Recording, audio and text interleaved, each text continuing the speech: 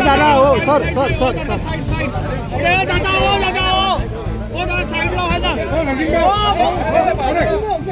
अरे सचिन भाऊ साईडला व्हा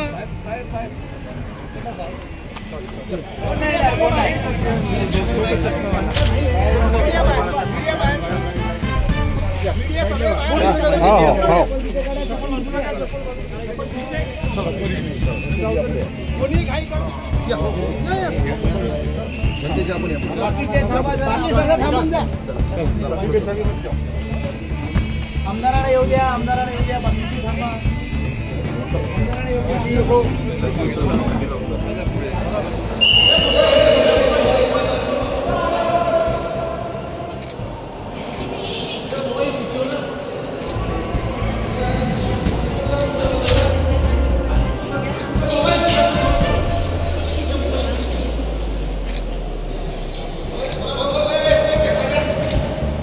दादा थोडं मागे ना दादा मागे होऊन द्या दादा तिकडे होऊन द्या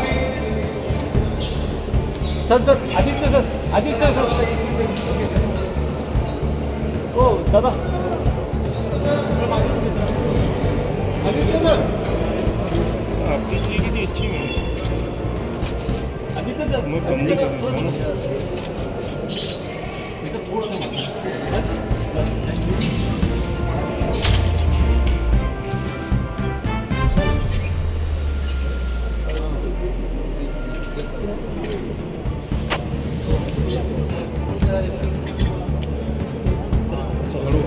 सामूहिक वंदना घेऊया नमो तस्सा भगवतो वरदो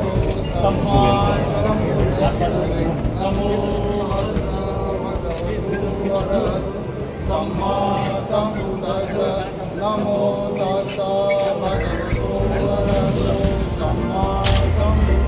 बुद्धं शरणं गच्छामि धम्मं शरणं गच्छामि संघं शरणं गच्छामि द्वितीयंपि बुद्धं शरणं गच्छामि तृतीयंपि धम्मं शरणं गच्छामि तृतीयंपि संघं शरणं गच्छामि तृतीयंपि बुद्धं शरणं गच्छामि तृतीयंपि धम्मं शरणं गच्छामि तृतीयंपि संघं शरणं गच्छामि पाणातिपाता वेरमणि सिक्खापदं समादियामि अदिन्नदाना वेरमणि सिक्खापदं समादियामि कामेषु मिथ्याचारा वेरमणि सिक्खापदं समादियामि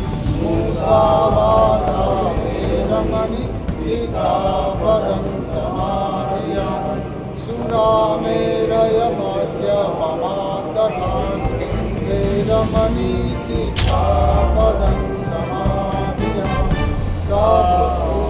सकर्णं कुशला सर्वसम्पदा सचितपरियोदपदं एतं बुद्धान्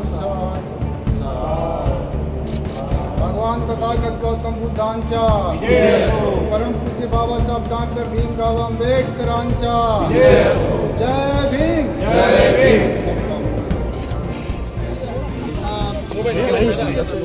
आणि महत्वाची गोष्ट हीच आपण पाहतोय कालपासून संपूर्ण देशात नव्हे तर संपूर्ण जगभरात एक वातावरण हेच आहे की केंद्रीय गृहमंत्र्यांच्या मनात जेव्हा तोंडावर आलेलं आहे त्याच्या भाषणात आहे त्यांनी काल जो महामानव डॉक्टर बाबासाहेब आंबेडकरांचा अपमान केला या देशाला ज्यांनी संविधान दिलं या देशाच्या करोडो जनतेला ज्यांनी न्याय हक्क दिले अधिकार दिले त्यांचा काल अपमान केलेला आहे आणि जे भाजपच्या मनात आहे ते चुकून त्यांच्या भाषणात आलं आणि सत्य हे लोकांसमोर आहे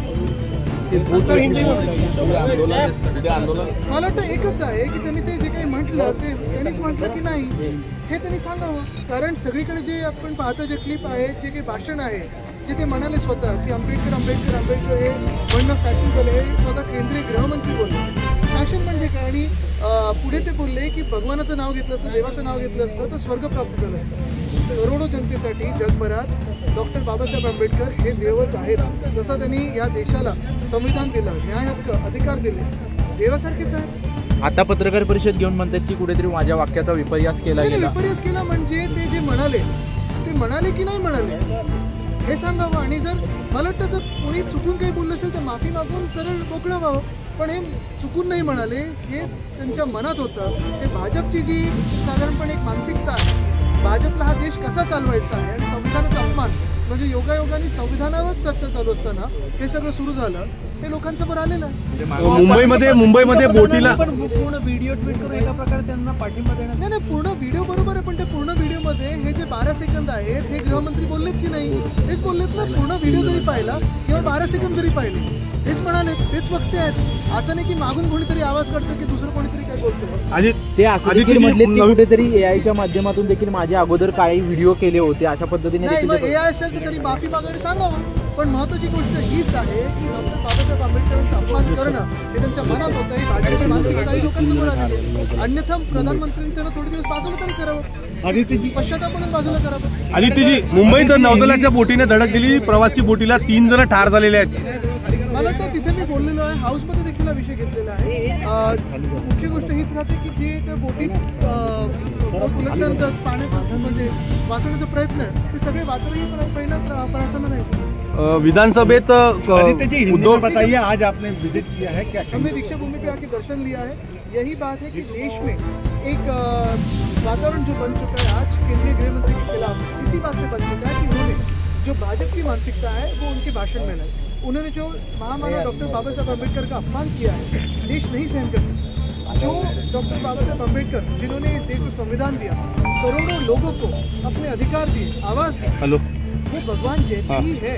और अगर उनका अपमान कोई करता है तो इसे उनके मन में नहीं, उनके पार्टी के मन में अगर नहीं होगा तो उन्होंने माफी तो मांगनी ही चाहिए, लेकिन पार्टी ने उनको उनके पद से दूर करना चाहिए. वो कह रहे हैं कि मैं सपने में भी अपमान नहीं कर सकता बाबा. सपने में नहीं किया लेकिन हाउस में तो किया. विधानसभेत विरोधी पक्षनेता जर उद्या सकाळी कळेल